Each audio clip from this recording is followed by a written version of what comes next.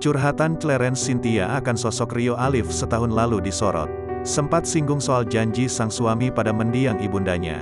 Duka masih begitu dalam dirasakan Rio Alif, drummer band Noah. Diketahui, Clarence meninggal dunia setelah berjuang melawan kanker pembuluh darah yang dideritanya. Penyakit ganas itu ternyata sudah bersarang di tubuh Clarence selama 2 tahun ini.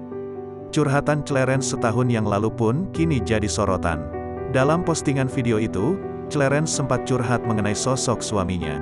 Ia tak hentinya bersyukur memiliki pasangan hidup seperti Rio Alif. Clarence merasa mendiang ibundanya tidak salah menitipkan dirinya pada sosok pria seperti Rio Alif. "Mam, terima kasih sudah menitipkan aku di tangan orang yang tepat," tulis Clarence.